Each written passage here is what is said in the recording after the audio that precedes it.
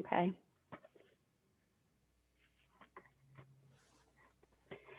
Everyone, I would like to call to order the June 1st meeting for the Dighton Commission of Human Rights.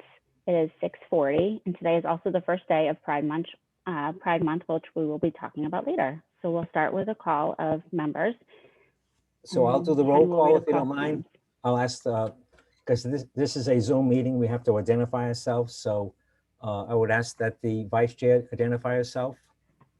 Jill Haru. And Kristen Yep, here, Kristen Pyers. and Jen Here, Jen Ditchkowski. and Ally Here, Ally Sunart. and Steve.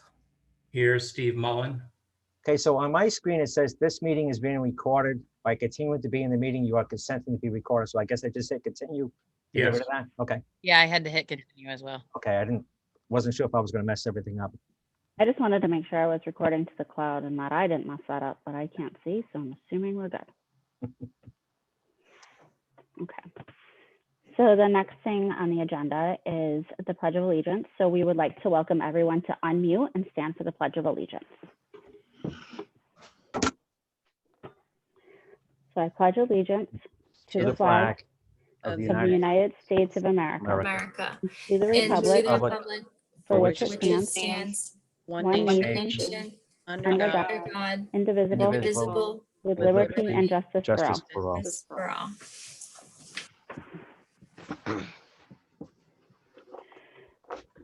So now is the minutes, so we cannot vote on them until Roberto or another member join.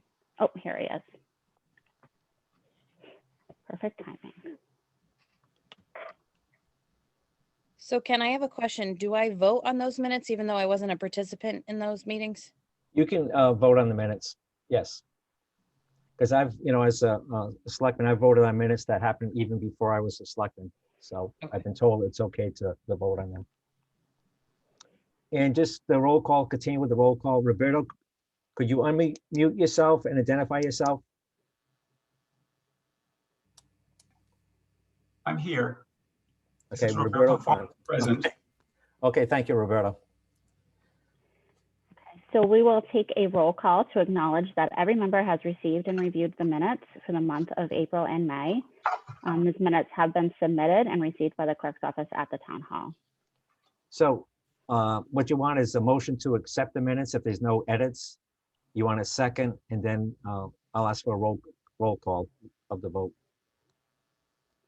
So we don't need a roll call before the minutes. So is there a motion to accept the minutes of April?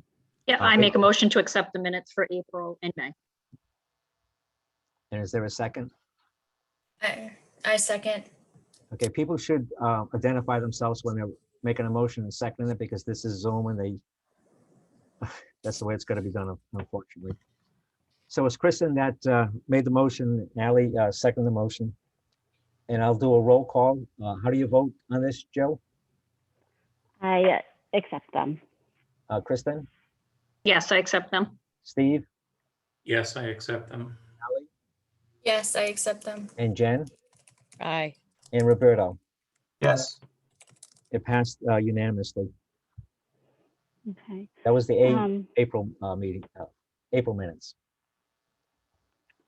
So we have to do it again for the April minutes. We did it for the April, I think, and we're going to do it for the May now. So Okay. we will need a motion for the May meetings minutes. I motion the May meeting minutes. Steve Mullen, and is there a second? Kristen Pyers seconds. I'm going to ask for a roll call vote. Joe? How do you Yes. vote? Kristen? I accept. Steve? Yes, Ally? Yes. Jen? Aye. And Roberto? yes, So the minutes were, was unanimous. They passed, April and May minutes. So the next agenda item was to interview the candidates. So I did receive notification that Norman was not going to be able to join this meeting. And Michael Orsini never responded. So I don't, do we have to motion to past that, or because You it's can on the agenda? make a motion to continue this to the next meeting. Okay, Hopefully they can attend. okay. I'll make a motion that we continue interviews to the July meeting or second, we do 2 meetings a month? One We do meeting, one. and we haven't picked a date yet, so the Or July just meeting, The next meeting. yes. May I ask a question? Is it possible, because we're struggling to get to the original 11 members of the board, is it possible to reduce the total to say 9, since we are really having a tough time getting members and filling quorums, et cetera? Is that a motion that could be entertained? Yes, you can, Jill can send a note to the Leanne or Karen, asking that the numbers be reduced to 9. Someone can make a motion on that, because we can finish this motion here to continue to the next meeting first, the interviews. But if someone wants to make a motion to reduce it to 9, it was originally 9 members. And I think when Steve and Roberto asked to join, we decided to increase it. We were so excited that we had more members, blah, blah, blah. Right. But it hasn't seemed, and Steve, you're correct, it hasn't worked out that well. So I do think it might make sense to reduce it to 9. It isn't on the agenda, so I'm not sure how we should proceed with that. But I think it's a reasonable Okay. consideration. And again, that's my opinion. Others may have different opinions, but I just thought I would put it out there. Could we do that during this time to motion due to the fact that we were supposed to interview candidates? So this was about welcoming Sure, new members, or Yeah, no? I think someone can make a motion because the numbers of candidates we have been reduced. Now, these 2 candidates, if we accept these 2 candidates, we're not going to go above 9, right? Just want to make sure. No, I don't believe so. Let me What check are we my down now with 2, and what's Lisa? 3. 3, count I Lisa. think it's right? 3, right? So that would mean we have 8 members. Now Nicole couldn't We attend. have 8 currently. So if we reduce it to 9, I'm sorry. I without Lisa, we have 8. okay. So So you- if we get these next 2, you're going to give us then 10. it would put us up to 10. Can However, he hasn't responded either. I sent him an email like over a week ago. So what if we had 10 members, but only 9 voting members? Could we have, You can have an associate member. I'm kind of that, I'm a non-voting member. I can participate, blah, blah, blah, but I can't vote on anything.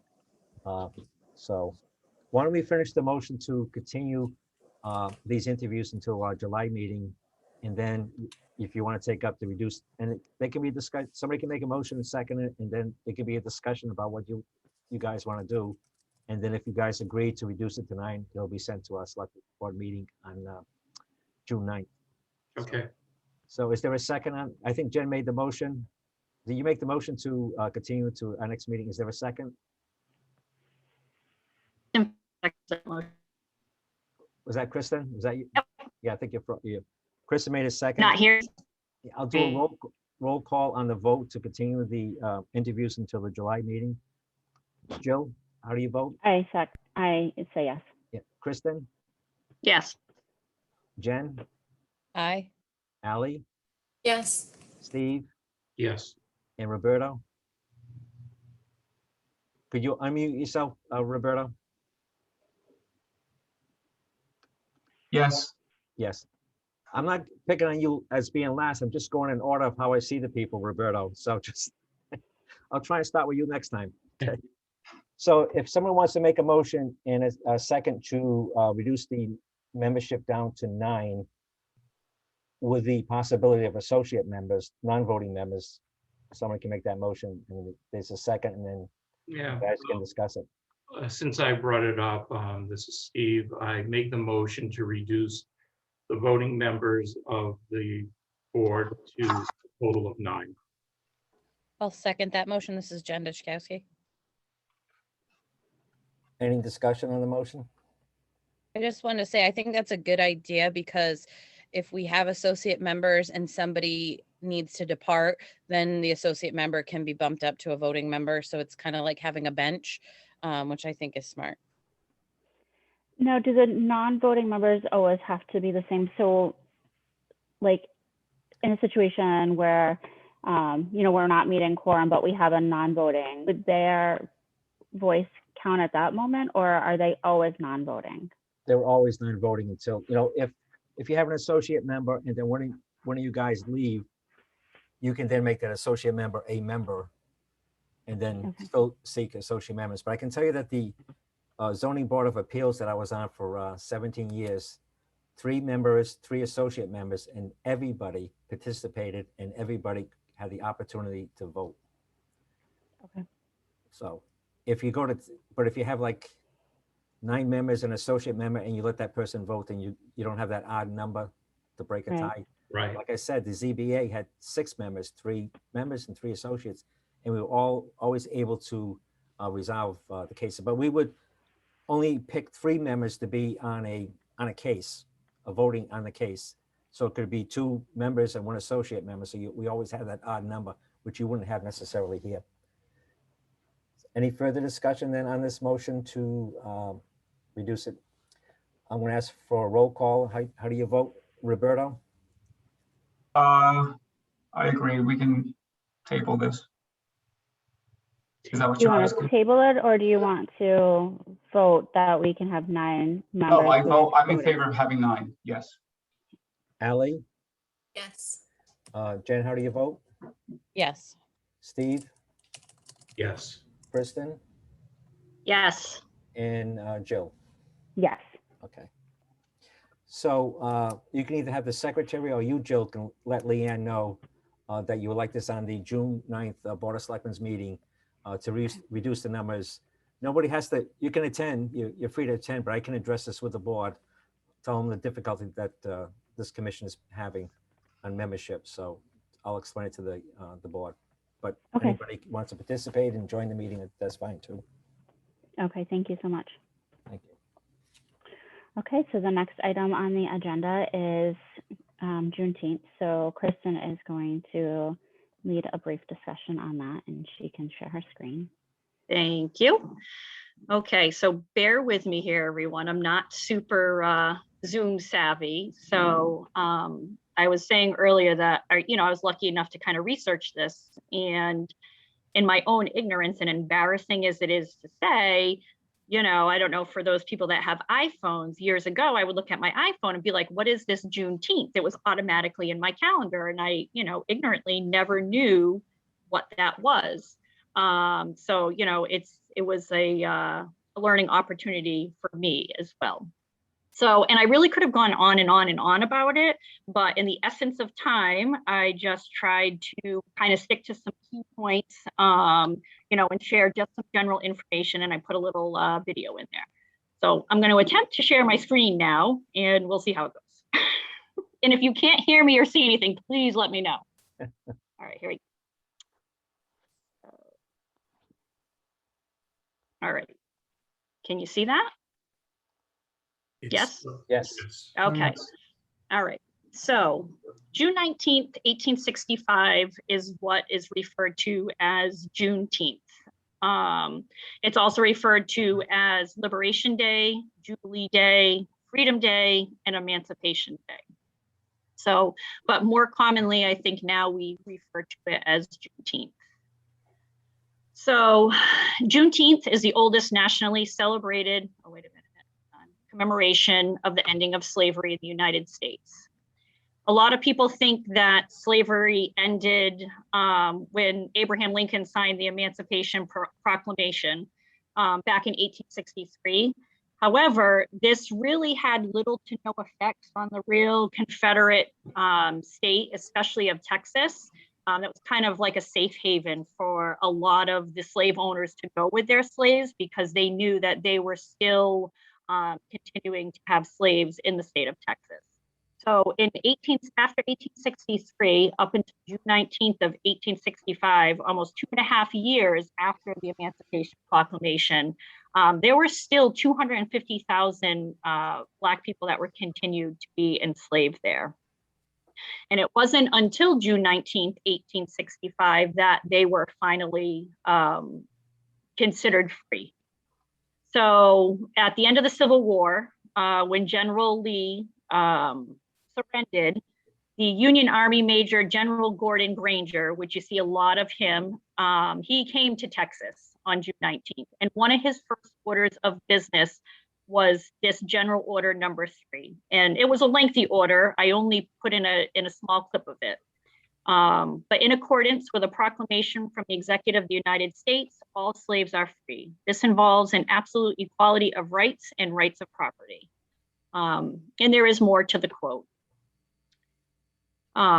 So that was really just the significance of the date. And now I'm going to share this little video with you. This is a professor of Black history from the History Channel, actually. I figured you didn't want to hear too much of talking to me. She's much more interesting. Now, bear with me here.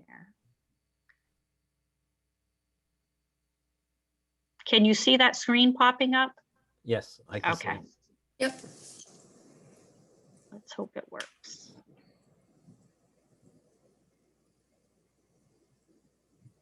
Can you send me this link in the chat? Sure. I can put it in like an addendum to the meeting minutes just to add it as a reference. Mhm.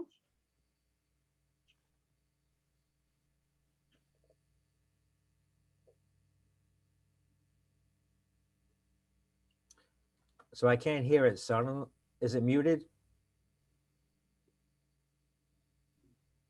Oh, hold it. You can't hear it, Ken? I couldn't hear it. Did anybody No, else we hear only it? have video, no audio.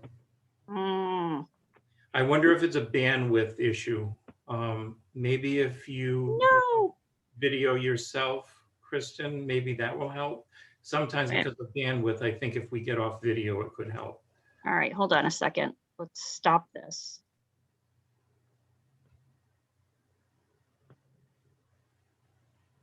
Now, what is it you're telling me to do? Since you're presenting and you're on video, there's a lot of information coming over. Maybe just Okay. stop the video for you. You know, don't keep unmuted, right? You know, but Okay. stop the video and try it that way. Maybe it's a bandwidth issue. So don't just click on the. Get you off video. Stop. Oh, okay. I see what you're saying. Take your face off the screen. Gotcha. All right. Maybe that will help. I apologize.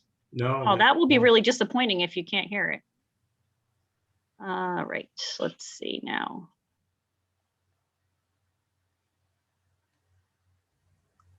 And now it's gone. Where did it go? There it is. Okay.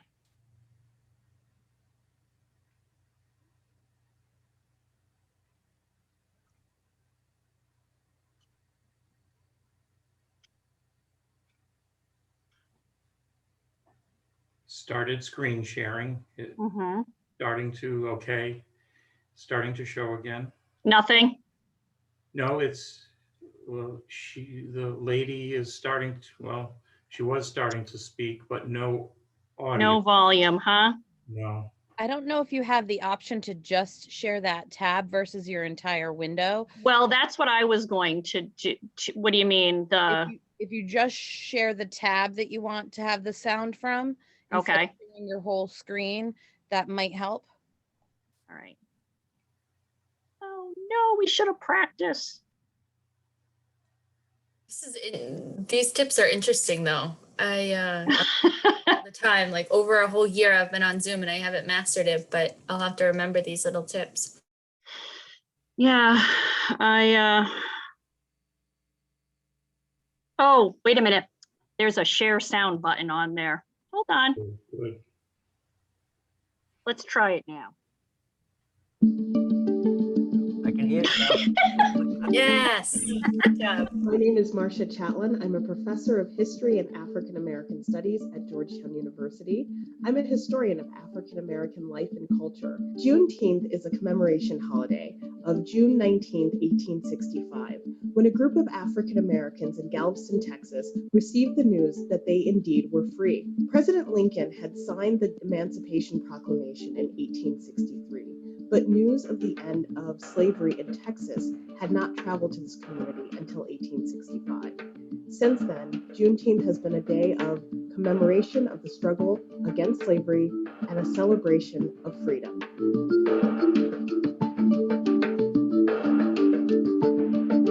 One of the biggest misconceptions about Juneteenth is that people often think that was the day that slavery ended in the United States.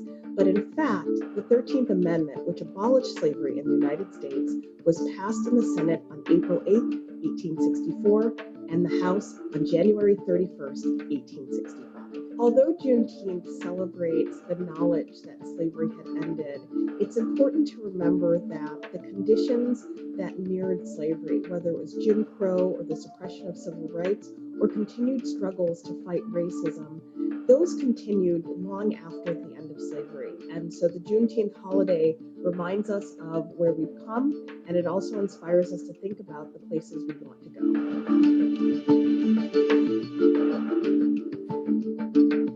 As African Americans left the South to pursue opportunities throughout the 20th century in northern and western cities, the celebration of Juneteenth moved from being a Texas-based celebration to a national one, in which people gathered with families and friends and community to remember the incredible struggle of a people against slavery and to create new traditions that allowed them to reflect about the struggle for civil rights and the ongoing struggle against racism.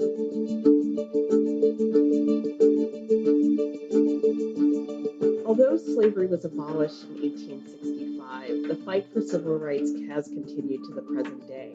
So Juneteenth provides people with a sense of encouragement and inspiration to continue to fight on behalf of their community and their families for freedom. And it also is a holiday that, as it continues to become more and more popular, it allows people to look back at the past and encourages them to learn more about African American history.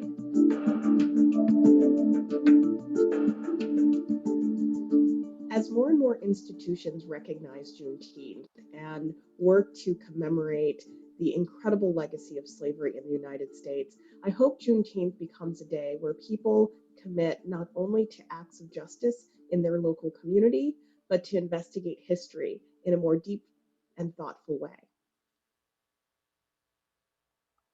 All right. Okay. Bear with me here. I think I lost the rest of it.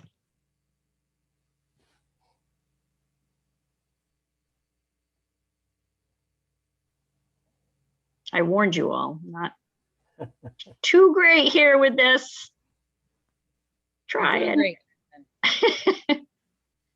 Hold on, let me get back to my slides here. All right.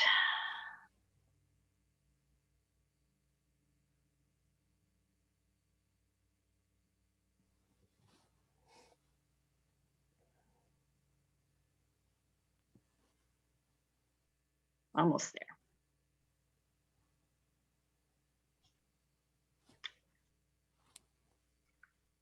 Okay. The next one I'll do better. So I also learned, which I thought was really interesting, that there actually is a Juneteenth flag. It was actually created by a gentleman by the name of Ben Hates in 1997.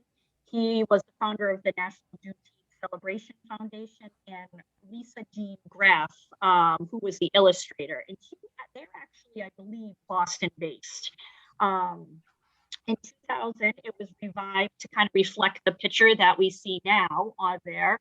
And then in 2007, the date of June 19th, 1865 was added. And so just a little bit of, you know, what the symbols on it represent. The star actually has two meanings. First, the star is the Lone Star of Texas, but then it most importantly represents the freedom of African Americans. The burst around that star represents a new beginning for the African community in Galveston, Texas, and then across the country. The arc, which is like the arc between the blue and the red, is considered a new horizon with new opportunities. And then the colors, they chose red, white, and blue, which recognizes that slaves and their descendants were and are American citizens. And then they added the date of June 19th, 1865, for the obvious reasons of that is the day that they were considered free. And then just some other interesting facts I thought. Texas was actually, ironically, the first state to recognize Juneteenth as a formal state holiday, being that is where this all happened. And then slowly, the remaining states in America followed, all but two right now. Hawaii and South Dakota actually do not recognize Juneteenth as a holiday. Hawaii is very, very close, and they believe that it will pass within this year. In South Dakota has not passed it yet. In North Dakota, just in April of 2021, passed and recognized it. In June 20th, Virginia and New York declared Emancipation Day as an observed state paid holiday. And then June 19th in 2000, the Juneteenth flag was actually had the first flag raising ceremony, which was led by Ben Hayes, who was the creator of the flag. And it was in Boston, Massachusetts, which I thought was really interesting.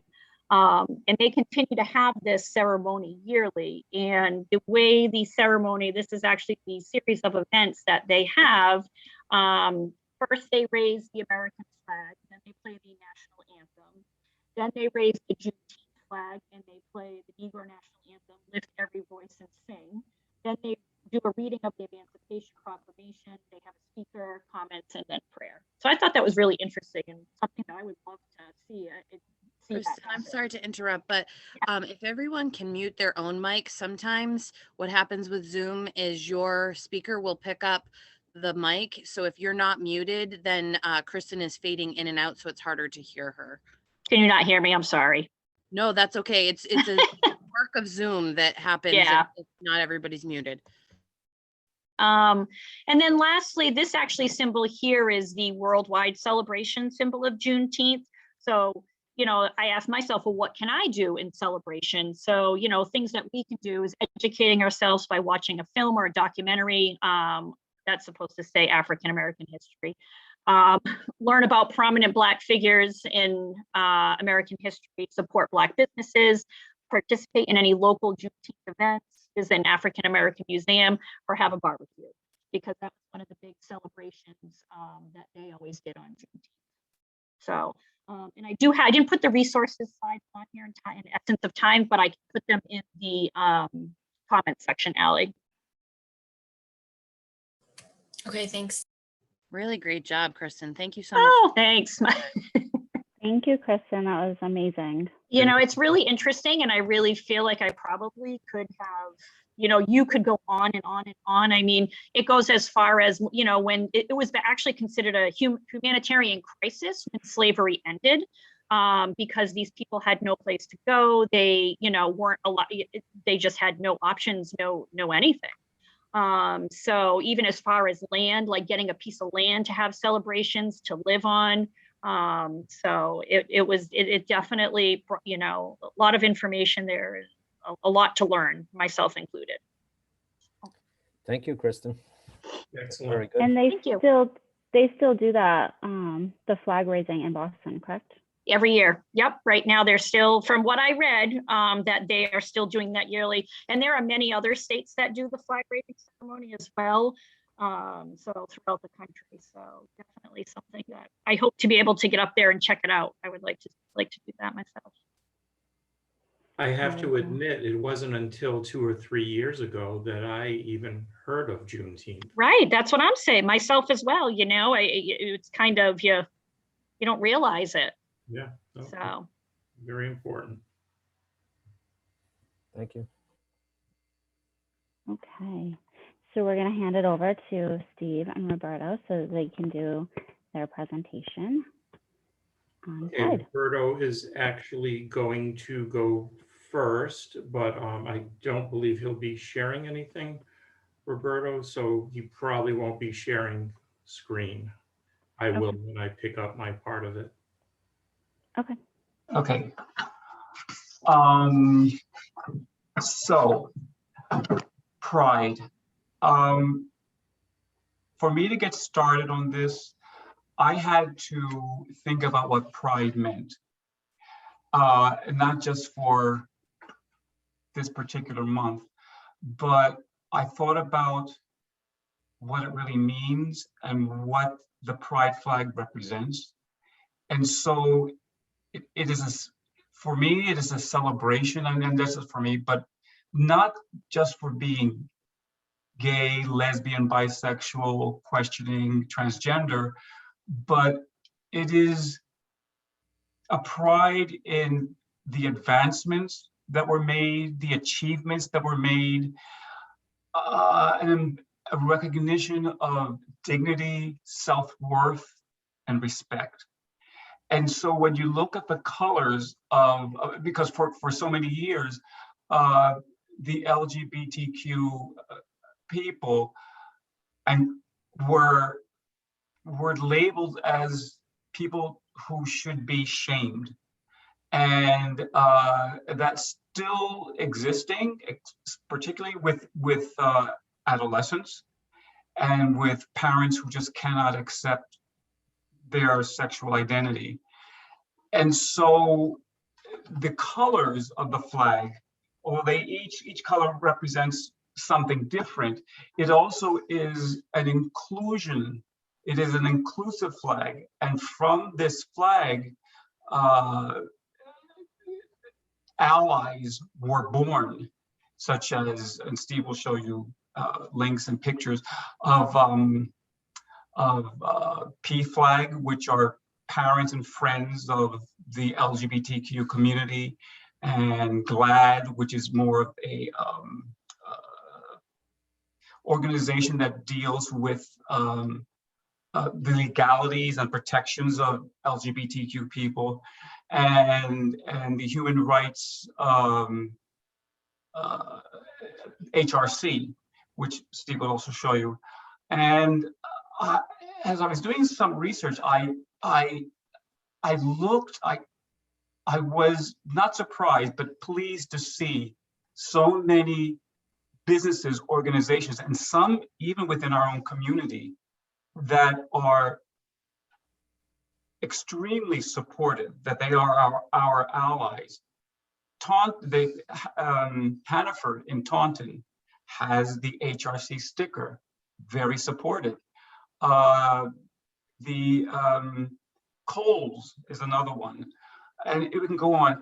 Yahoo, Starbucks, Adidas, Nordstrom, surprisingly Disney is very, very inclusive. And in fact, Disney supports Gay Day in June, and Nike, New Balance, Pumas, Skittles. They no longer, at least for Pride Month, they do not use the, the Taste the Rainbow, is that what the slogan? Yes. So their slogan is only our rainbow is deserving of pride. So they made their Skittles white. There is no color. So I thought that was interesting. Anyway, the birth of the gay flag. Well, it was created by a gentleman. His name is Gilbert Baker in 1978, and that was due to the assassination of I don't know if you heard of Harvey Milk. Mm-hmm. You have. Well, he was the first openly gay person to be elected to a political position. I think the board of in San Francisco, the board of San Francisco Board of Supervisors. And of course, eventually he and the mayor of San Francisco in 1978 were assassinated by Dan White, who got 7 years in prison, only served 5 and was released. And so it was through that traumatic experience that Gilbert Baker, who, by the way, I did not know, served in the military. And he created the flag, and it was flown for the first time in June of 1978 in the San Francisco Gay Freedom Day Parade. So he was in the US Army, and he was stationed in San Francisco as a medic. So that is the birth. And from the flag, you have all these supportive subgroups. And I've always believed that to have a greater appreciation of whatever it is that we're discussing is to know a bit of the history, because it is through the history that we have a better understanding the arc of where we're going. And there are times in the LGBTQ history where there seems we take a step forward and then there are 2 steps back.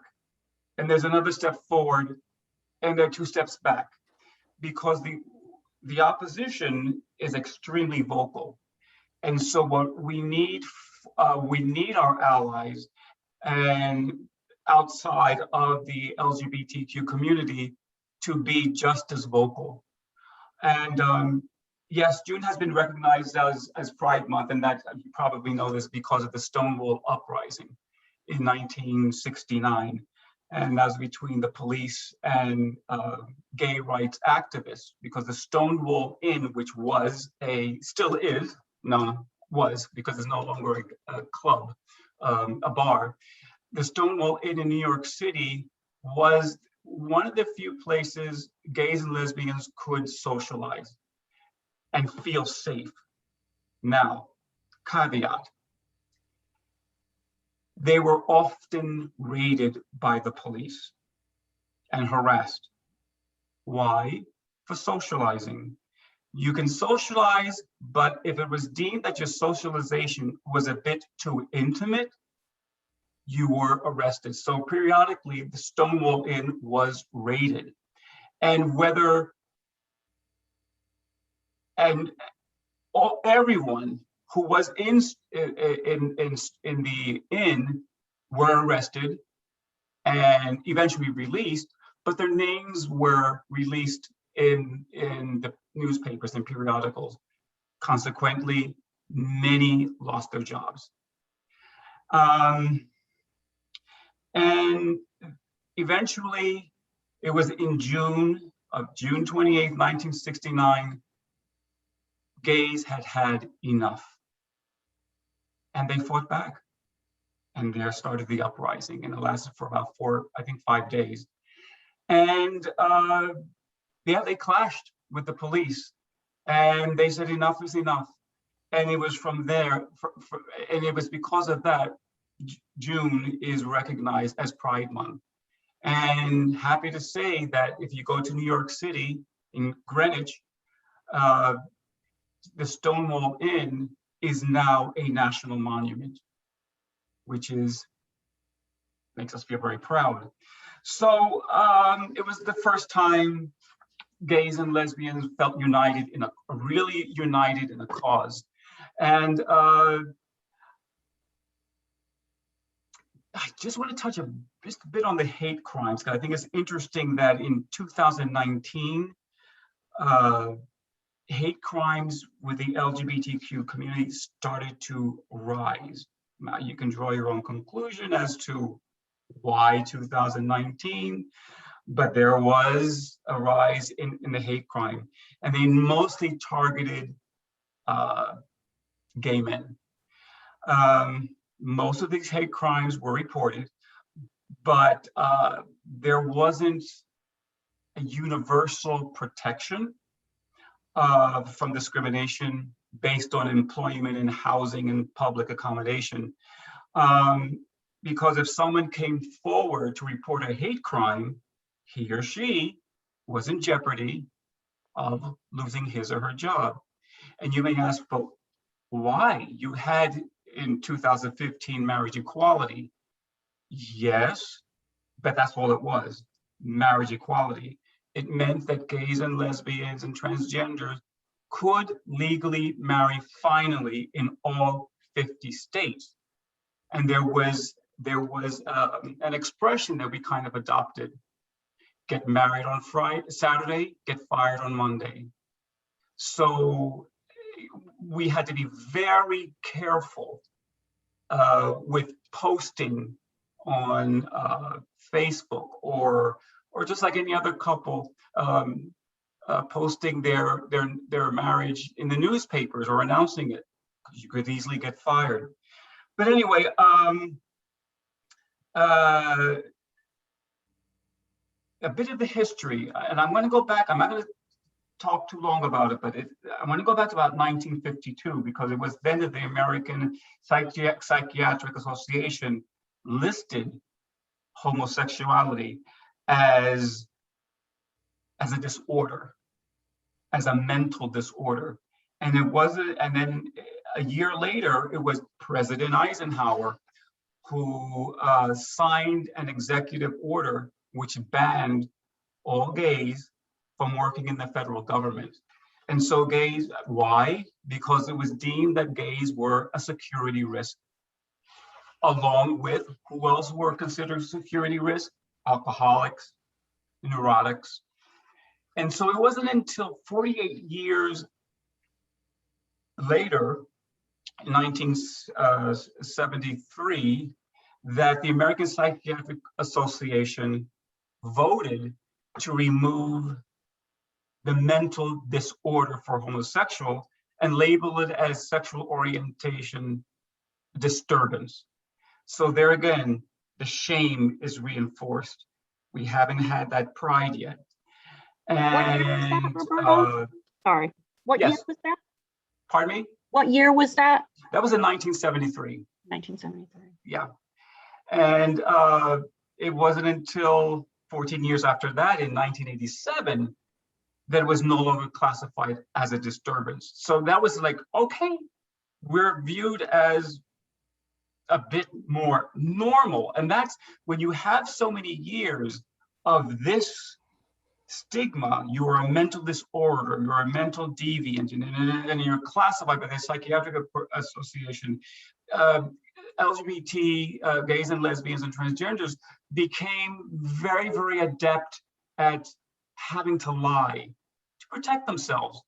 And in 1993, you probably all know this, that the Clinton administration directed all military applicants were not to be asked about their sexual orientation.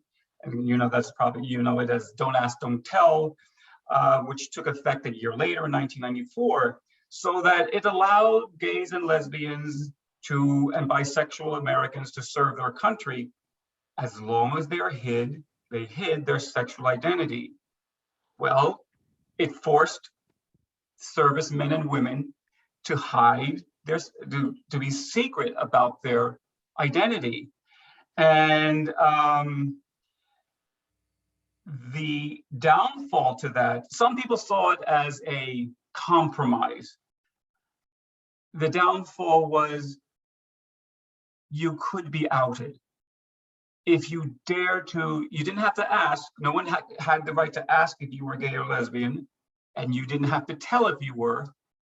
But if you were seen entering a bar, if your mail was, if you happened to write a letter and you dropped it and someone picked it up and opened it and it was revealed that you were writing to a partner, there you could be discharged dishonorably. And so it was, and then now I'm going to go to 2003, where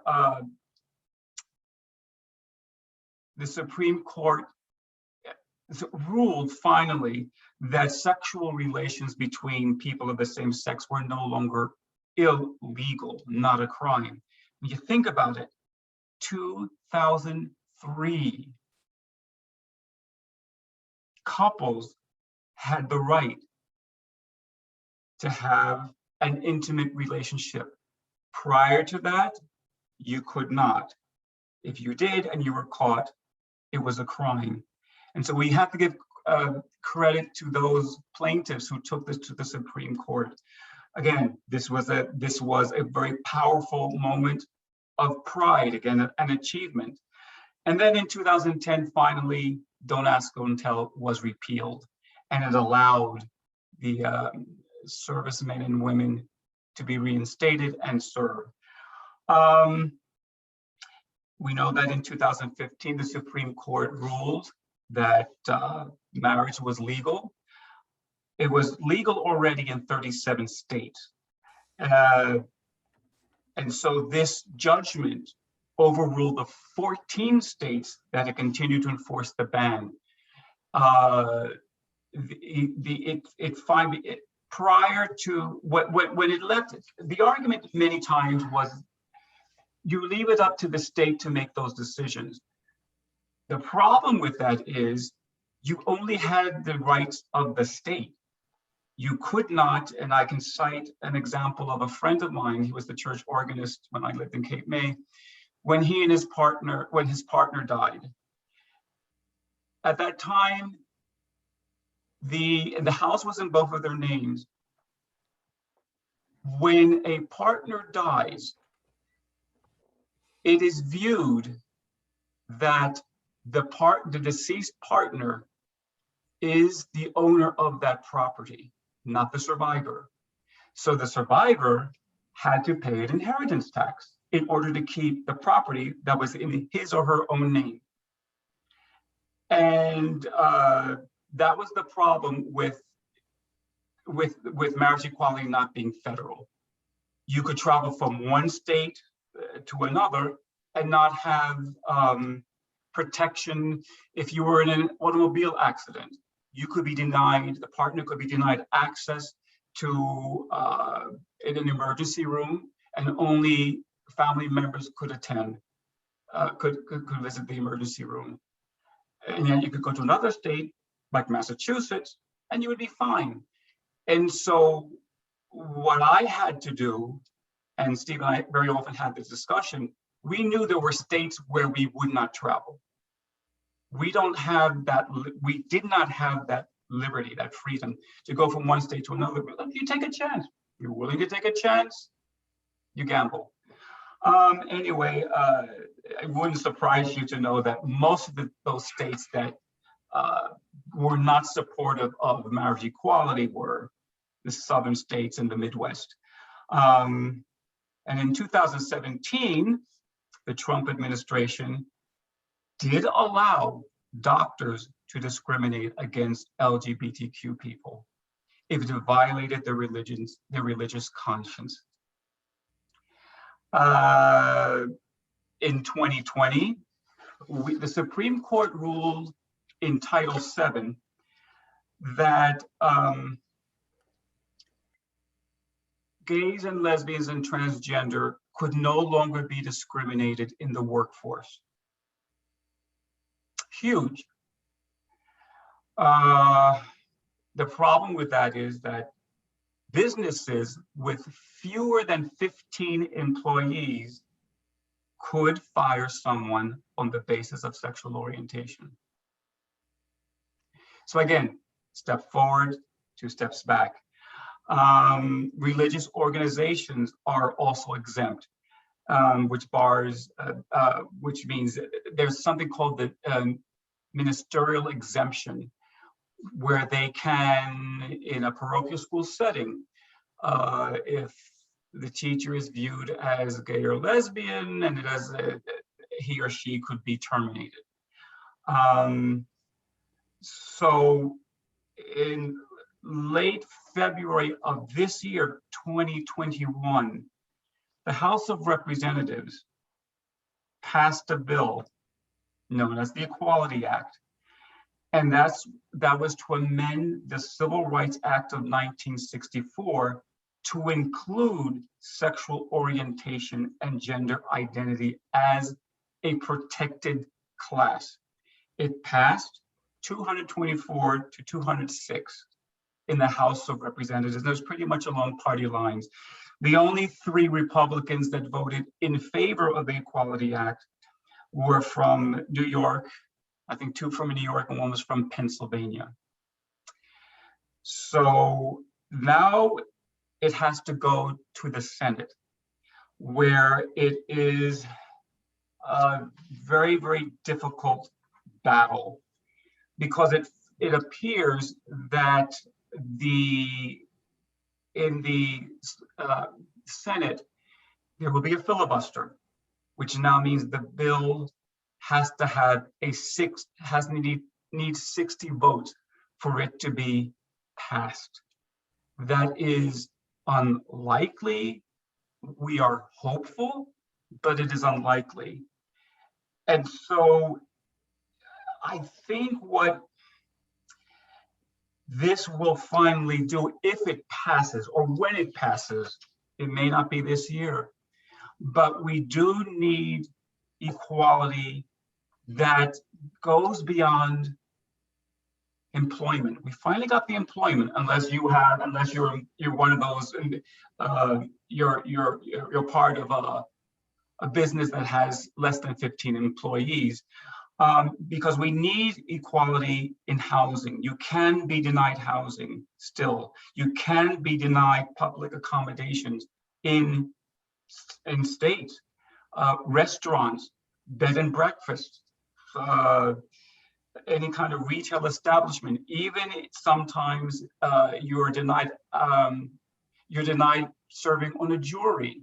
So this Equality Act, this amendment, is critical for final replete equality, because the LGBT community, and this is not to diminish, women understand this. They've suffered inequality.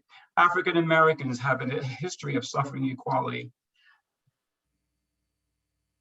Yet for the LGBTQ people, there is so much pushback, and there are still laws in the books that discriminate.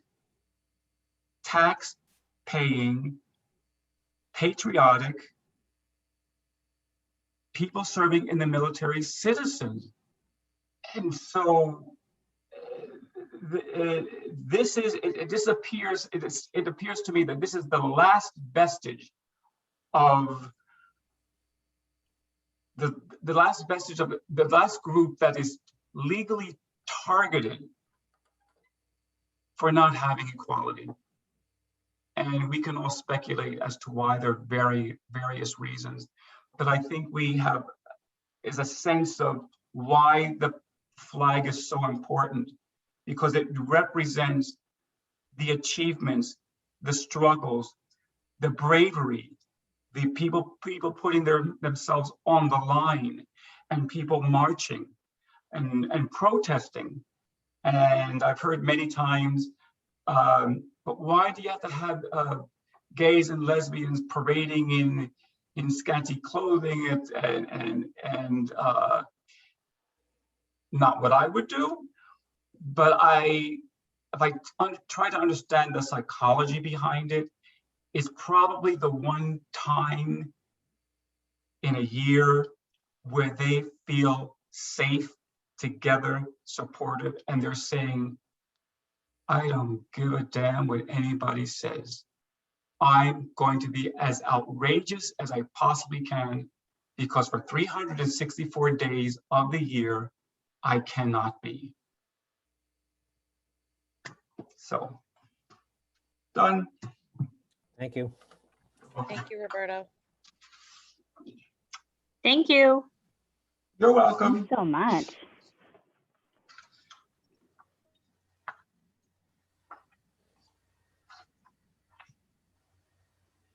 So Steve, are you going to present also? Yes, let me There it is. see if I can. Okay, can everyone see my screen? Yes. Oh, perfect. So to follow up with Roberto's presentation, just wanted to show some pictures of pride, of the pride flag. This is, you know, domestically in our country and also worldwide. For those of you who know Boston, as you can see my cursor? I don't know. Yes, I can. Yes, we can. That's Boston City Hall right there. I'm sure most of you have seen that. And obviously right here is our State House.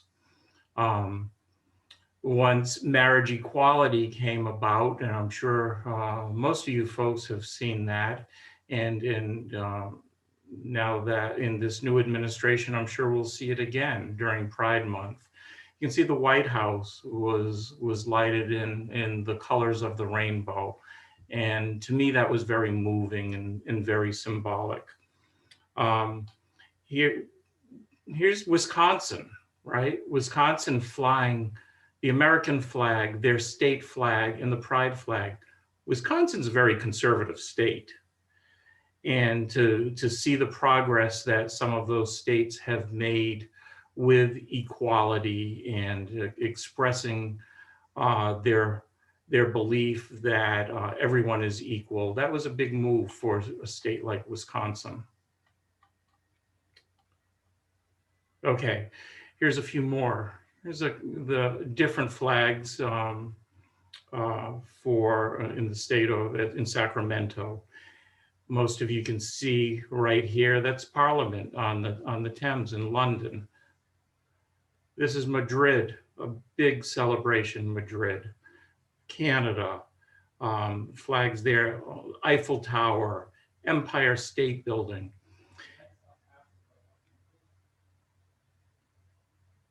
Oh, yeah, right here, this one right here, the two flags, that's actually South Africa. So South Africa's come a long way.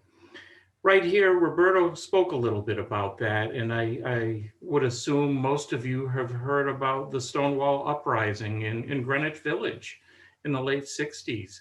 I believe last year or the year before was the 50th anniversary.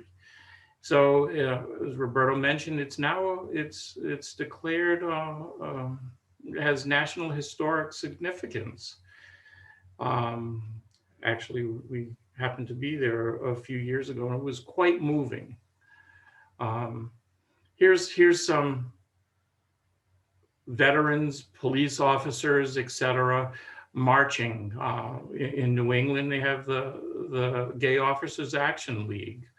Here's some veterans marching with the pride and transgender flag. You can see in a parade, a gay veteran, police. And this is interesting. This is parade right in Boston. You know, the Outvets marching, showing their pride and being part of the festivities.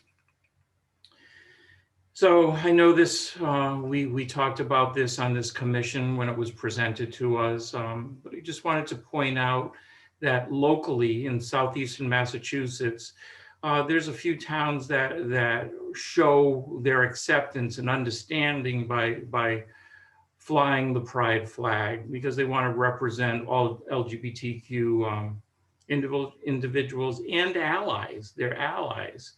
Attleboro, New Bedford, Mansfield, Hingham, Quincy, and actually next week, right there, good old Bridgewater is doing it right at the Academy building for the month of June.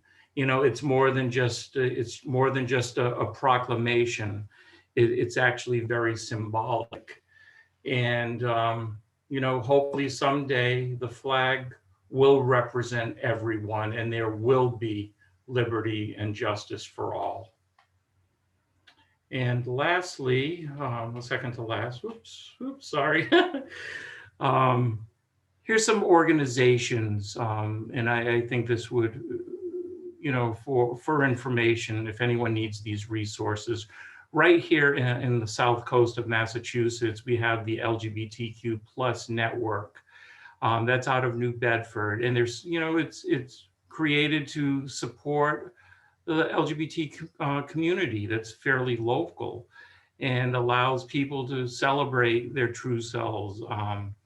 And they want, they're able to provide a lot of local services, right, that would mimic the big cities. So we do have that, and I have the link right there.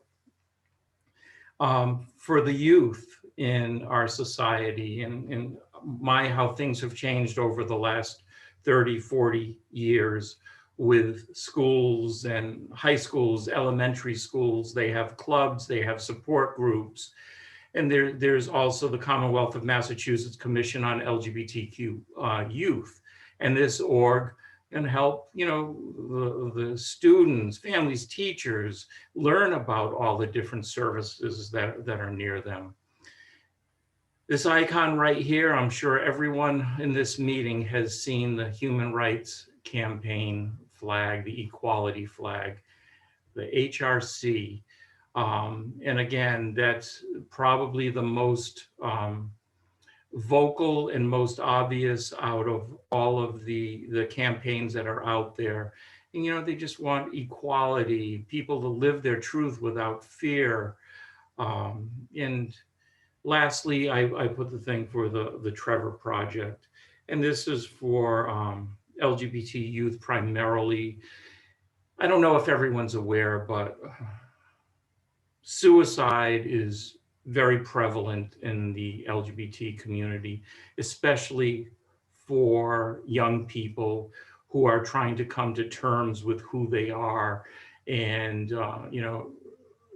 being ridiculed or possibly disowned and bullied, and we know of, we've heard of hangings and the hate crimes in which the LGBT community have been murdered. So there's a lot of fear out there, but this organization, is involved with providing crisis intervention, for anyone in the community. So I just wanted to put some resources out there that could possibly be of help to someone. And just to kind of wrap it up, we didn't want to go on too much longer. Happy Pride, everyone. And that's my spiel. Pride. Thank you Happy so Pride much. to you, Steve. Thank you. Happy Pride. I'll stop sharing, Jill. Steve, Thank you so much. slide 5 of 6, Steve, you had some really good links. Can you, Absolutely. Yes. yeah, just send them over on the chat or something and I'll include them in the minutes. Thanks. No, you're welcome. My pleasure.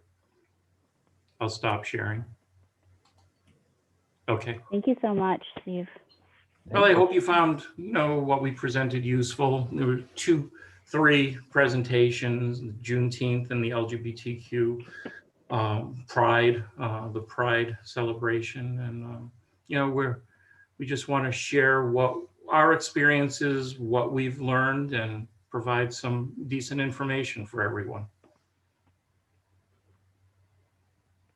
There are a lot of sites out there too for people that are trying to figure out ways that they can tell their loved ones.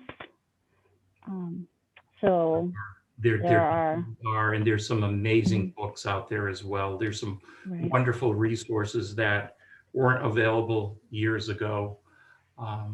As Roberto mentioned, a lot of progress, but you also can feel comfortable with the progress, and then you get knocked down a few pegs, and then you have to fight back to get some more equality. Yeah, I'll leave it at that. So I work for JRI, and they have an office out of Boston that's called Glass, and they do online, like virtual groups for adolescents and for adults that just need to kind of connect with people that are either LGBTQ plus, or they also focus a lot on minorities. So they're a great resource too if anybody's looking for, they're just trying to connect to people and feel safe. I'll mention that this year we found an organization called New Hope out of Attleboro. They are a nonprofit, and they started serving for domestic violence, but have really expanded over the years. And they have a wonderful grant-funded youth support group. And it was great. They sent boxes to our house with lots of goodies, and they did virtual meetings all through the pandemic. So it's been really helpful and supportive during an isolating time for youth.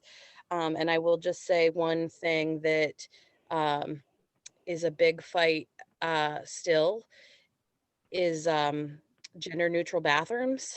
And I would say that it's a big deal for kids, especially middle school, high school level. It's an awkward time anyway.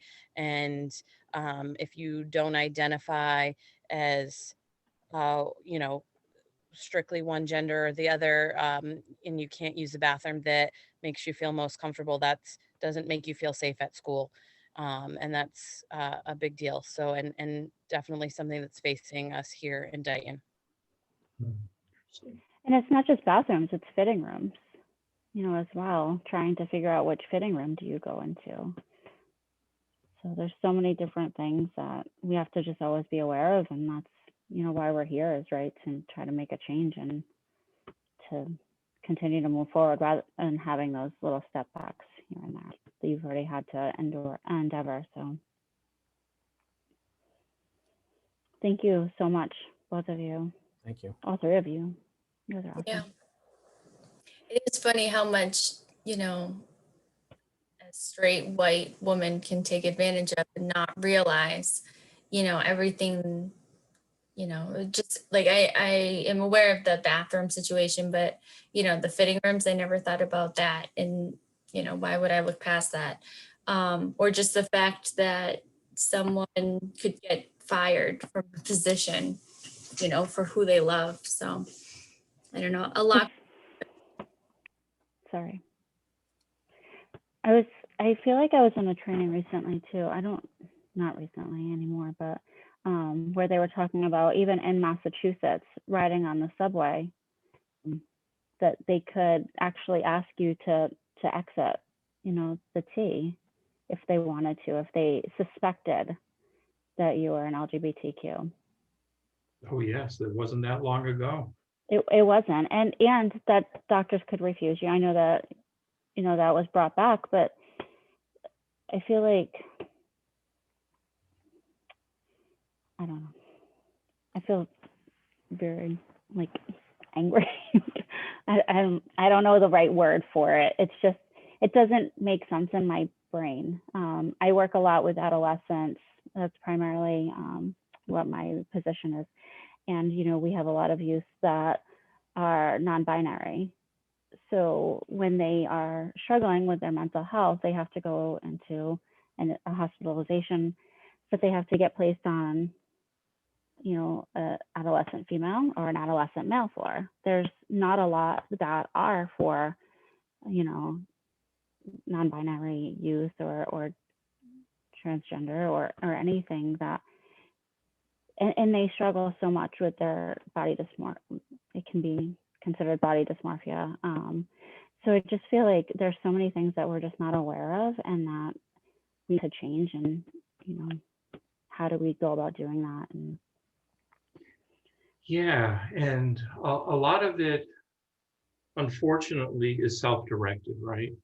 You have to, as a human being, decide if you want to grow, if you want to witness other statuses other than your own. You know, if you're in your own little bubble and you surround yourself with everything that's exactly the same, how does one grow? You know, and I could have gone into 100 different documentaries and movies and books and, you know, just to put it out there for information. But there's so much available if people would just research on their own. Yeah. I think we all need to do better as adults too with the youth and teaching them acceptance and kindness to everyone. I think that would go I very agree. far.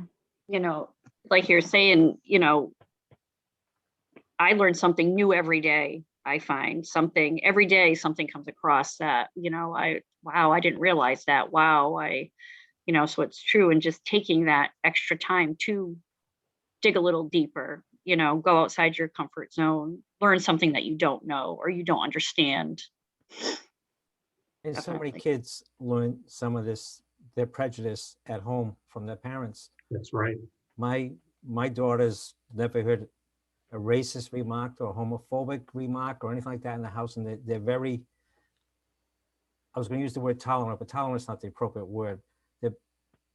They not even acceptance, but they understand everybody's lifestyle and it doesn't bother them. Who cares?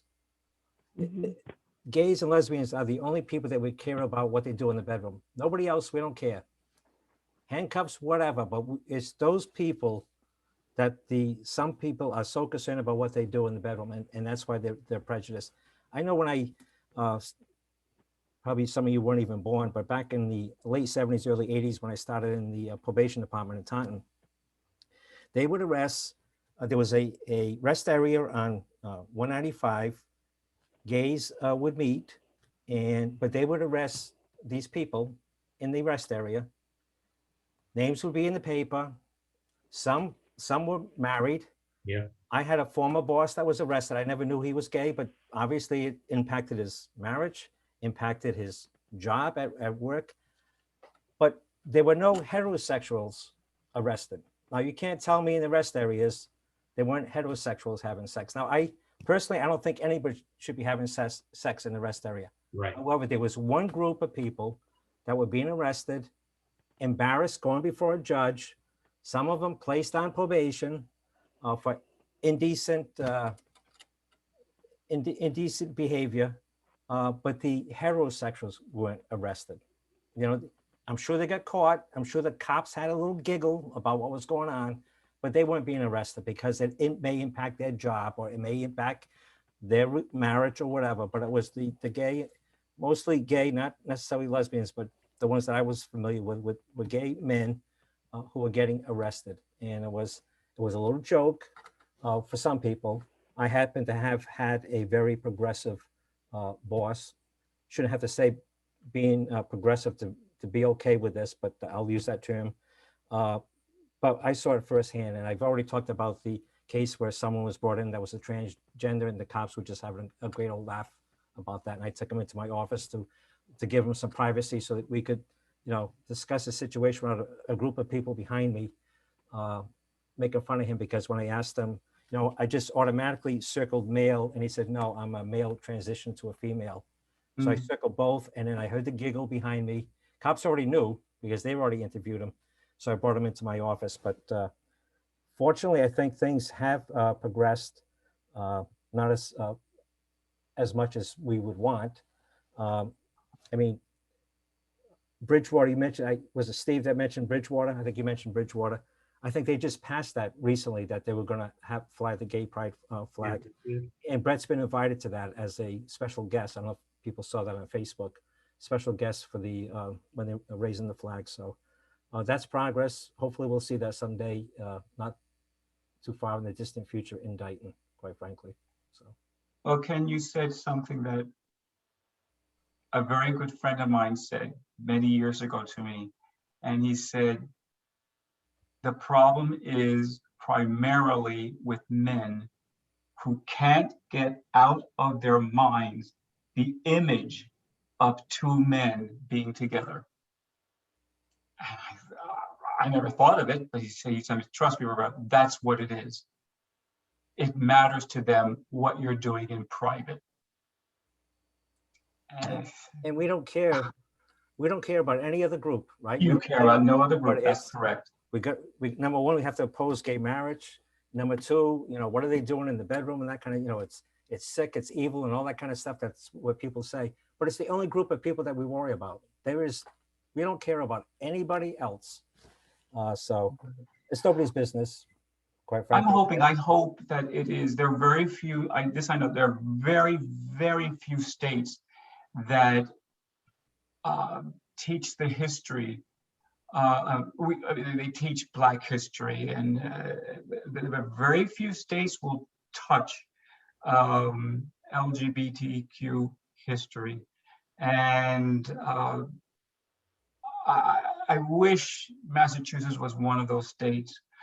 Maybe individual districts do and address it age appropriately. But I mean, as a teacher, I mean, I years ago, when I had to teach the Holocaust, I mean, I did mention the groups that were discriminated against, and my students, they were in 6th grade, were surprised. I said, and gays. And I showed them a picture of the pink triangle. Yes, they were rounded up and they were put in concentration camps. And not the women. Yeah. The women were spared. I don't know why. Why were the women spared? I think because I know why. They were considered the vessels of procreation. So the women were spared. I don't know what the Nazis We're not spared in anything else. Women. Let us have something. I don't know.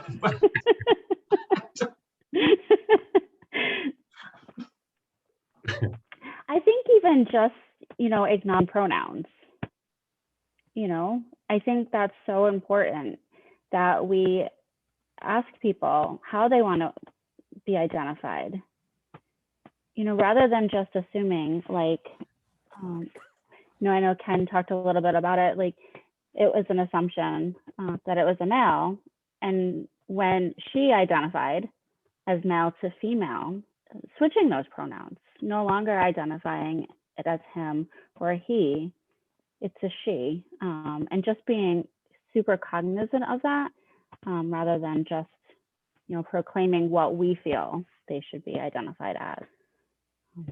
What's interesting about that, Jill, is actually last week for the company that I work for, there was a presentation on that, using the correct pronouns. And I don't think the majority of people are even aware of it. So if this hits their radar, at least there's awareness, and it will make them think twice about it. So I think, again, that's progress, fairly new for 95% of society.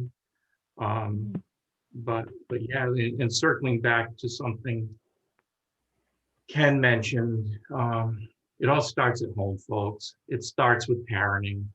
I mean, if you are a racist, if you're a homophobe, if you're an anti-Semite, and your children hear it, guess what? It becomes generational. And that's unfortunate.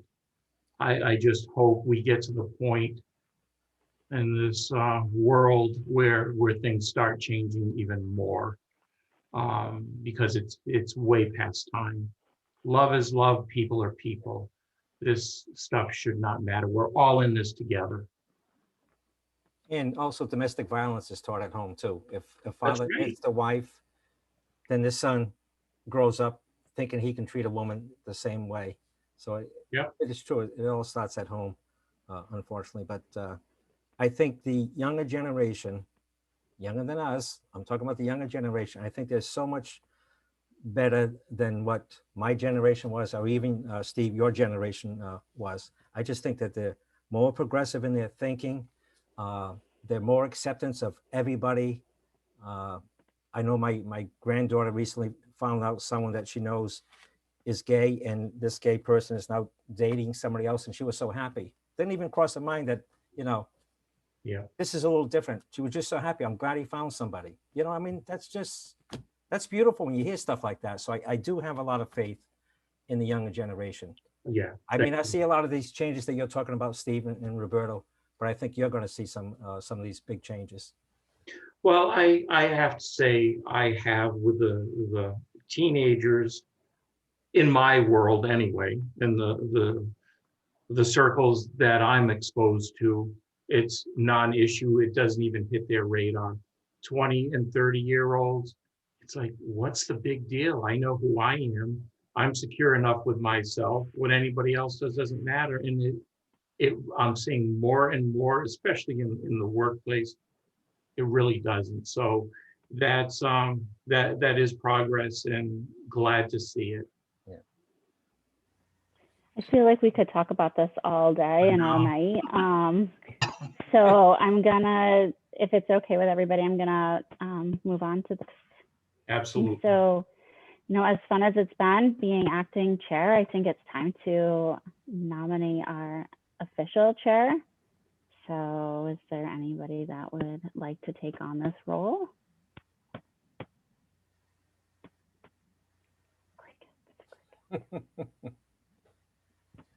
I thought I saw Roberto raise his hand. I think he might have been. He looks like he's pointing at people, but I'm Okay. not sure. I think he's pointing at us to motion for him to be Yeah. chair.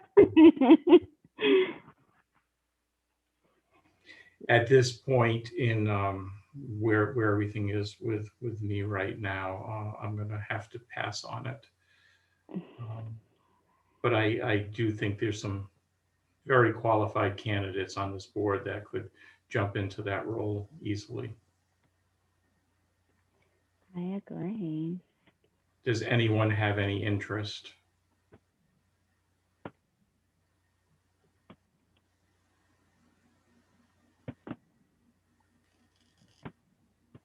So I think you're Joe- doing, yeah, you're doing a good job, Joe. I was going to say the same thing. Let's say, exactly, there is, yes. I did it for a month. What? I did it for a month. So you have Do we- experience, you have experience now. So You're much the most experience. organized. Poor Ken does not want me to be chair because I have emailed him a Oh, million times over. Joe, Jill was a Girl Scout troop leader. Come on. Joe, you're wrong about that. I think you're doing an excellent job. There's nothing wrong with asking questions, believe me. So you've done very well. If you wanted to move to chair, I would be very happy with that. I know that there's a lot of responsibility.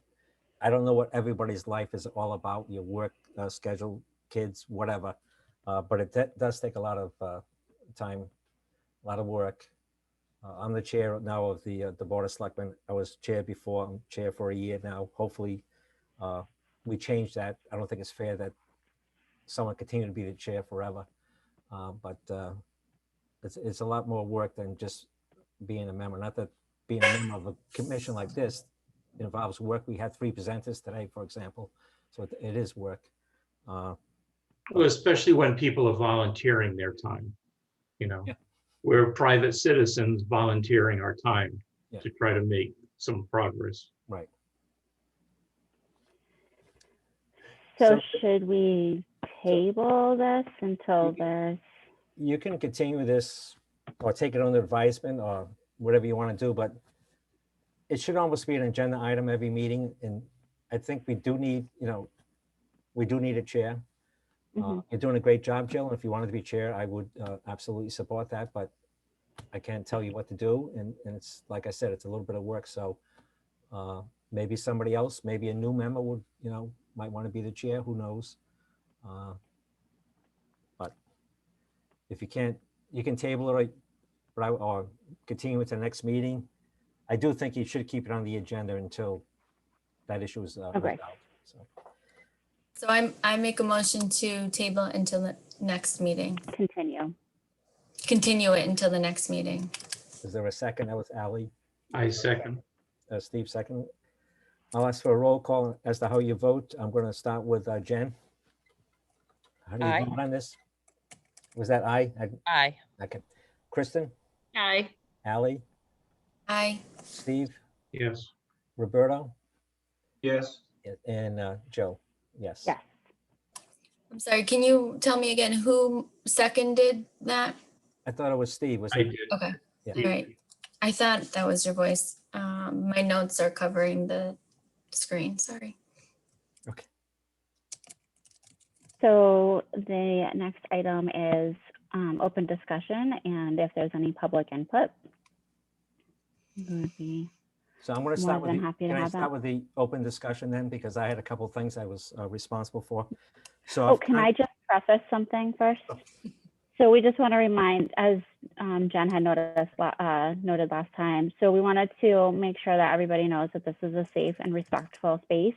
And if you'd prefer to not have feedback, just either let us know verbally, or if you go down onto the bottom of your screen, there's either a reactions button or a more button, and you can just kind of put on like a little heart on your face. It won't stay permanently, but it's an option. And if it's not at the bottom of your screen, it's in the top right-hand corner.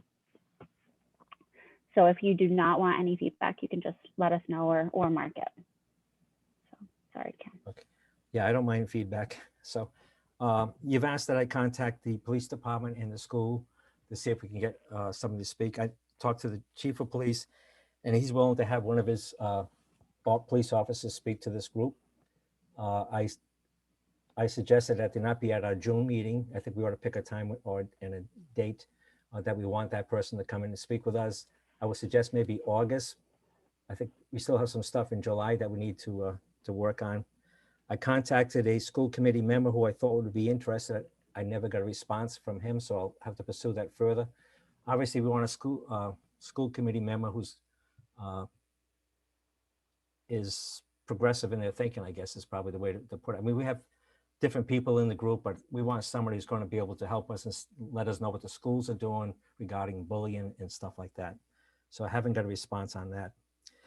Steve had talked about donations, making donations.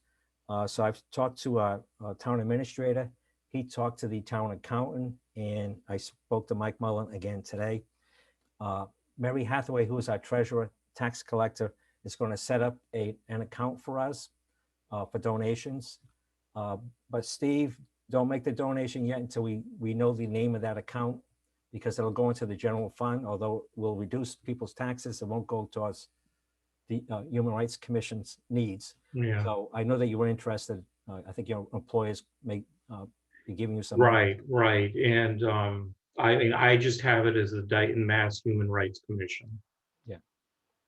So they're going to come up with a name for it. They'll have an account number, so we make sure that that money is going into the Okay. right. It hasn't happened, and I'll let the commission know probably at the next month. I don't know if you can hold off until the next month, but Yeah, I'll try. okay. One other thing I wanted to talk, or a couple of other things. July 10th, have you heard about the concert in the park? I guess it's called. That Kevin Smith, who's a new member of the Parks and Recreation, is going to have. He's going to allow different commissions and boards and groups, nonprofits, to set up a table to inform the public. There'll be some stuff for kids. There's going to be, I think, a storyteller. There's going to be some music, but there won't be any vendors selling anything. So it's not going to be like a yard sale or whatever like that. But I was wondering if the group would be interested in having a table there. I know the Commission on Disability is interested in having a table. I want to find out if the Board of Selectmen wants to have a table. I forget, there's other, I know the Parks and Recreation will have a table, but these other boards, there's some nonprofits. So everybody knows my wife is the president of the Dayton Historical Society. They will have a table. I think the Dayton Historical Commission, who I'm a liaison person for them, they will have a table to give the public, information. It sounds like a great idea. I'm glad that Kevin came up with this. I had talked about this on on Dayton's Facebook page, that because of COVID, I look forward to all of us getting together, and I kind of see this as that kind of event that, not that we're done with the pandemic or anything, but things are better. But would the board be interested? This, I believe it's July 10th. I forget what the hours are, but we'd have to have somebody, some people manning the table, be able to answer questions from the public. I think it's a great way for us, number one, to try to get new members, and number two, to let the public know what we're trying to do in town. I wanted to offer, I have a lot of friendship bracelet making supplies, which I thought would be a very inclusive and welcoming activity for the Human Rights Commission to host. And often when you host an activity at your table, you'll get more people to come to your table and get information. So I have like embroidery floss. I've got pipe cleaners, I've got beads, you know, we can put out some stuff, and kids, adults, anybody can come and make a friendship bracelet to then give to somebody else as a gesture. And I just throw that out there. I have all of the materials, so we wouldn't need to purchase anything. And I see So, that it's 2 to 6. We got a chat from Nicole Mello, who's a member of the Commission on Disability. So it's 2 to 6 p.m. on July 10th, Saturday. do we know if we have money in our budget that we can make flyers so that we can create something like a one page with our mission statement, our core values, and like something like that, so that we can have that to hand around too, rather than just. Well, we don't talking have any about money now. On June 7th at the annual town meetings, when the residents get to vote on everybody's budget, if it's approved, which I suspect it will be approved, on July 1st, we have the money. So we don't have it Okay. now, and this is July 10th. Yeah, it's cutting it pretty close. I love the idea personally. I think it's something we should do. I just don't feel that we're prepared enough. Number one, we don't have any signage. We don't have anything, you know, we'd end up having to do things out of our own pockets, right? To have a presence. I mean, you can't just put a table up there and have a bunch of people standing around. Hi, how are you? And this is who we are. I think we need a little bit more visuals and some information packets. And as Jill just mentioned, you know, some flyers and things like that. I don't know, that's my first thought. Great idea. I would think the commission would really be, you know, it's a good thing to participate, but I don't know if there's enough time between now and then to build that out, especially when you said there's no monies allocated until, you know, a week before. Yeah. That's my thought. I'm just putting it out there. I mean, I understand. I think that we could proceed with having a table without having materials, or, you know, we could potentially just have a slip of paper that has like our email, how to get in touch with us kind of thing. If you're interested in more information, please email us kind of. So that's the problem, is that we don't have a Facebook page. We don't have like a social media, anything like handle. We don't have email address. So there's no way for us to get anything unless they go through the Isn't there town a hall. way to get a town email address, Ken? I would think that would be, it's a possibility. I mean, you can use my email address, but I think it should actually be a voting member that gets the information. I can check on that. I can see whether or not we can get an email address. I wonder if we could just like have human rights at Dighton-Mass, whatever it is. Right. So that's part of like the stuff that we've been talking about, you know, where there's no way for us to get our information out or for people to contact us.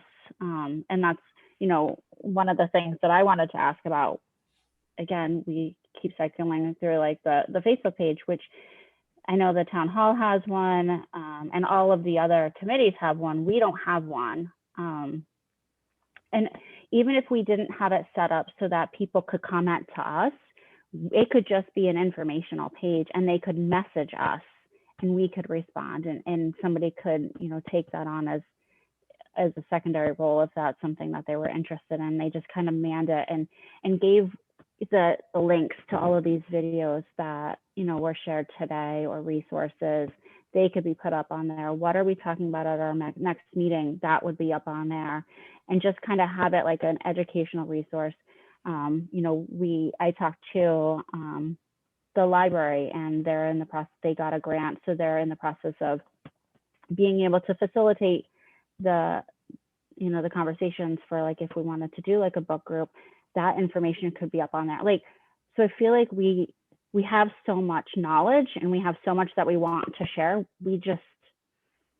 We're like at a brick wall. We're throwing it against the wall and it just keeps bouncing back at us. You know, I mean, I'll use my own personal page to post things on the local town pages, but they're not always well received, oftentimes taken down. So I agree 100%. Like, I don't know what you know, how we go about that. Is that something we can just create on our own? I know that other boards on the town's website, the other boards have you can click onto them and you can see what their agenda is and that kind of stuff. And I was Right. wondering, if I can talk with either Karen or Leanne. Because like we have Right. Revive Dayton Parks. I know Kevin has made his own, kind of page, but I don't, And we don't even have our mission statement up on the, so first of all, the Dayton Town Hall, it's hard to find us. I had to like actually search for us. It's not easy to find. And it's just our members. And then like the mission statement is completely blank. There's nothing out there. The link for the calendar wasn't there. You had to actually go into a different calendar to find the link for today. So it's just not user friendly for people that want to be able to get out there, but don't have an hour worth of time to like find it. Yeah, and again, it all goes back to, we do not have a presence out there. We Right. don't have a social media presence, but we also don't have the visual presence or the,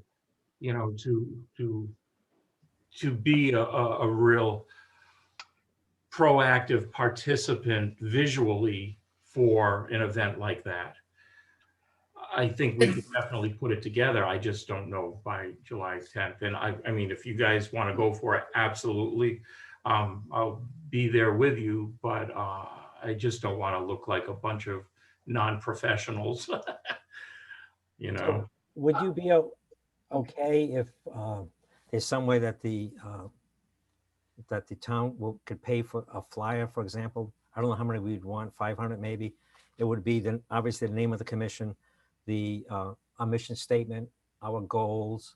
Hopefully we'll have an email address if anybody has any interest in getting involved. But something like that we can hand out if it's possible, to see if the town would be willing to. I don't know if it can come out of the Board of Selectmen's budget. I'm not sure. But something like that, if we can have some kind of a flyer. I do, to me personally, I think it's important that we be out there visibly. I get what Right. you're saying, Steve. If we're going to just be a bunch of people just hanging around with their hands in our pocket and waiting for somebody to come up to us and have to explain to everybody what we're about, that may not be the best. Right. I mean, even, I like your thought behind that, Ken. There's, if that's possible to at least kick us off, we need a kickoff basically. And even if there was some type of a banner that could be made that says the Dayton Human Rights Commission, have that on a table, it's a start. Yeah. Can we seek in-kind donations? I don't think we can, because I'm willing to buy the banner and stuff like that, but we're going to be so careful with that kind of stuff. Yeah, that's the And thing. I just want to, I'd run it by our town administrator to make sure that whatever is possible. But I clearly would be willing to donate some money. Like I said, July 1st, we'll have a budget. I don't know how quickly we can spend it or use that money. We'd have to vote as to how we're going to spend the money. It's not like, But even if like something could just be printed on printer paper at the town hall, that's like, a quarter of a sheet of paper, and we can cut them so that we've got something to hand out. I feel like something is better than nothing, and definitely having a presence is better than not. Yeah. I think if the board is willing to approve making the flyers, I think that would be great. I really still think that we need some sort of social media access. I think that's where everybody goes, right? They go to Google, they go to Facebook, they go to Twitter. So we need it. We need to be viewed on there. We need to be vocal and.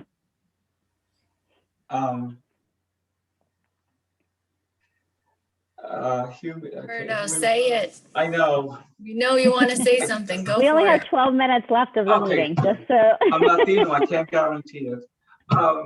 I strongly believe that we need a banner, that whenever we make a presence, we have a banner, we have a logo, we have HRC, a logo, phone number, webpage, I think that's what we need, a logo. And anything else that we hand out has that logo. I really believe that gives us some credibility.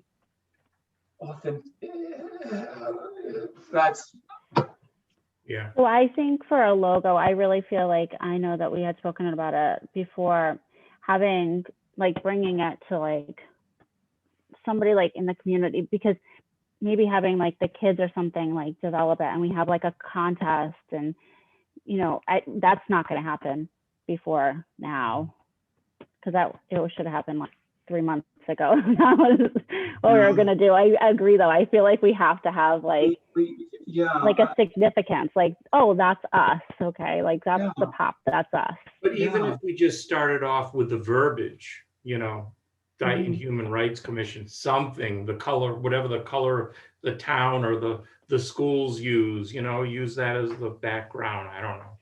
Or what if we just printed Dayton Human Rights Commission on a white banner, and then we had people make it a community art thing where, you know, you could come and add something, what does human rights mean to you, kind of thing, and handprints of kids, or little, we could have like, make it like a quilt kind of thing where we add like squares. I was at PBDS6 this weekend, and there was a beautiful installation with it was the rainbow, but it was made up of little squares of art. So everybody just got a square that was like this big, and whatever color you picked, you filled it with whatever in that color. And then when they laid it out, it made an entire rainbow. It was beautiful. So I was like a mosaic. Stuck in my head. Yeah, that's a nice idea. Unfortunately, it wouldn't be able to accomplish it in that short time. That's why a couple months ago, I brought up how I thought it was important to have someone from the schools that we could work with to get something like that going. Yeah. So we have great ideas, people, but we need to get some momentum here. I know. So I agree with John. I think that we should be there. And I'm willing to be there myself, because I know that my family would want to go. Even if we slap something together for this, if we can just put out a blue tablecloth and we have flyers on it, that if the board's able to do that, you know, just having something, I think is better than nothing. I can help, you know, bring a tablecloth. I can be there. Jen, I think the ideas for the friendship bracelets are good. You know, maybe if we all just kind of bring some stuff and kind of go from there. Also, maybe if you guys all want to wear like a certain color, you know, obviously we don't t-shirts or something like that, but maybe if we all wear blue or red or, you know, something that when we're all standing there, we kind of look a little bit more uniform, that could be something. I only thought of blue because I think that the town flag is blue. That's the only reason I said blue. Oh, is So it? I'm not stuck on blue. Yeah. It's blue and it has trees and 4 and it has strawberries on it. I know that from my Girl Scout days. All right. So do we need to make a motion that we're going to do this, Ken, or how do we get this going to talk to Ken, the other Ken, Kevin? I was going to say, who's the other? Sorry. No, that's right. Yeah, no, we would have to notify Kevin Smith. I'm willing to do that if that's the wish of the commission here. And if I am able to have a pamphlet printed up, I'll run it by Jill and I'll run it by Ally if you don't mind. Maybe because by the time we have our next meeting, we're going to be so close to it. This should already be printed up. So have our Dayton's Human Rights Commission, our mission statement, our goals, and if I can get a email address for us, that would even be better, or, you know, telephone number. Probably email is probably the best thing to do. If I can do that, I'll run it by Jill and Ally, and if that's okay with them. Why is everybody laughing? Because I'm moving my hands. No, Jill is whispering to you. Facebook page. Oh, yeah. Well, so I know we really don't have that much more time. So will somebody make a motion then to participate in the July 10th, I think it's called Concert in the Park or on the Park? Was July 10th. July 10th, 2 to 6 p.m. July 10th. Ally Sunart makes a motion for the Dayton Commission for Human Rights to be at the event on July 10th. Jen Dashkowski seconds. I'll call for a vote. How do you vote, Joe? Yes. Roberto? Sure. Yes. Kristen? Aye. Ally? Yes. Steve? Yes. And Jen? Yes. So it passed unanimously. Let me see what I can do about the pamphlet. I'll let Jill know, the acting chair, as well as Ally, and we'll take it from there. Okay. Even the banner thing, Ken, if you can throw that out there, What's that, please? possibly the banner as well. Yes, I don't think that that's going to happen, but how does people feel? I mean, this is a short notice. Poster board with, we have to have something that says who We we are. do, yeah. Just so everybody knows, I probably won't be wearing a blue t-shirt because I'm part of the Dayton Historical Society, so I'll spend some time there. I'm on the Commission on Disability. I'll spend some time there. I'll spend some time with the Human Rights. And I'm hoping that the Board of Selectmen also. And you're has gonna some have time to clone yourself. there. I think, yeah. So I'll be jumping around. So And it sounds like you need to wear a very nice rainbow. rainbow. I was gonna say. That's great. There you go. Show your pride, man.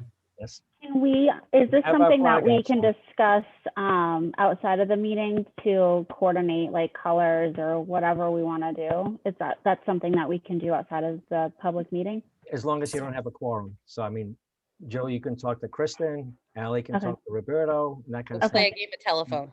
Yes. Okay, I like telephone. I can So do that. I have one other question because I know we're going to pick our next date, and I'm not sure if there's any public that wants to speak. But do we want to have a Zoom meeting for our next meeting, or do we want to meet at Old Town Hall? So I think that is part of the question is that the next meeting should be on the 6th, but I already know that there's a couple of us that cannot attend on the 6th. So I don't know if we should schedule it for the 13th, and that would actually be after the parks, or if, because I know that myself, I can't be there, and I know Nicole can't be there, and I'm not sure who else A lot won't be of in people are attendance. I actually on vacation that week of the 4th. Right. So that's why I wasn't sure if we should move it to the 13th, if that's even an option to do because it's a scheduled meeting, or. Yeah, if it's going to be on the 13th, which is okay, we can't have it at Town Hall because I At Town believe Hall. the Historical Commission that I'm a member of also is going to be at Town Hall because they started meeting at Old Town Hall. So I'm not guaranteeing that I'm going to be there on the 13th because I'm also Historical Commission. So, but you can change it. We got to just let Leanne know that. Okay. So she sends Is that something that we can also do the game of telephone for if we need to change it, or does that have to be decided right now? Well, it sounds like a couple people can't make it. So since our numbers are so low, why don't we just make that decision now to Okay. change it to July Do 15th? you want to try to do it still on the 13th, or can we change the day so that you can be present? Like the day of the week? Are you asking me? I'm asking you. You can change the date. The only problem is what is it? They can only use the Zoom is it for one meeting? The town Zoom, is that? I think Oh, only right. Oh, one they can only do it recorded one, at a time, yeah. right? Yeah. I did have the schedule, but maybe I don't have it anymore. So we couldn't do it on the 13th anyway then, right? Because the Historical Society must be Historical using Commission it for, will be using this. They're going to be in person. I'm not sure if they're also going to be Zoom. So I'm Right. not sure. well, with open meeting, wouldn't they would have to use some sort of platform. Well, it could be cable. Cable Oh, could record it. So we can still use Zoom, I think, until September. Then after that, I don't think we can use Zoom anymore Oh, Okay, because everything expires on June 15th from the state, but then they're asking for extension. I think Zoom is one of the extensions till September. So there's something for us that we can worry about that down the road. What are the other options for meeting locations? Well, it's not so much, well, it's a public meeting, so wherever we meet, the public's got to go. Like it can't be at someone's house, for example. Right, but I mean, like, could we potentially book it in like the cafeteria of one of the schools? how would it be recorded? Oh, Just thinking. Why is it that we have to use the Board of Selectmen? Because we record it right to that? Is it something that we could record and then send off? no, we have to use The Board their, of Selectmen owns the Zoom. They Okay. pay for it, so it's theirs. So they Gotcha. delegate it to different committees. And I mean, the other place, there's a meeting room at the police station, for example, but whether they can record there, I don't think so. So that's not a good option for us.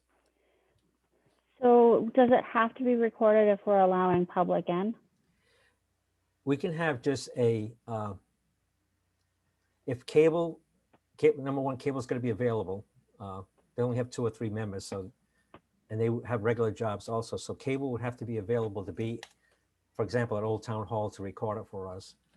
They also can do Zoom at Old Town Hall. They can do cable and Zoom, or just cable or just Zoom at Old Town Hall. But see, without knowing what this, so why? Is there why an don't we- option that I can email Leanne and ask her for the schedule for next month, and then I can You can then, post that to, you can, if you get some dates from Leanne, you can share with everybody, but everybody can't, they're gonna only reply to you. So in other words, they can't okay, reply to all. They're gonna reply to you, and then you can let people know, the majority, most of us can make it on this particular date. We have space, we have Zoom available, and take it from there. So we can do that. So you don't have to pick a date then. Let Jill speak with Leanne, see what dates are available. She'll get back to the members and see if you guys are available, but always just reply to Jill and not to all. okay. All right. I think that is our last thing. Okay. So we just Motion. need Mind to if make I a chime motion. in now? Oh, yeah, of Oh, course. yes, Thank you. I'd like to wish you all a happy Juneteenth holiday. And thank you for the nice presentations that you put on. And as far as the concert in the park, thank you guys. I don't know if you're aware, but there is a international logo for human rights. And it is the color blue. Has anyone ever seen this logo? Did The you one see with the the equal sign on it? We just gave Well, the. it kind of looks like a hand and a bird flying, kind of. It's actually, it's a very cool looking logo. You can Google it, it'll pop up. Google's your friend. But I think something like that would be fantastic if you're gonna set up a little booth at the concert at the park. And you should really check out the logo because it's very cool. I like it. And that's about Okay. all I have, but thank you all for volunteering your time and doing what you do. Maybe in the future, you could do a little more from the community. I know you guys are just starting up, but you're doing a great job. Thank you. Yeah, we would love more from the community. Well, you got to get out there, girl. We're trying. Thank you. Thank you. Okay.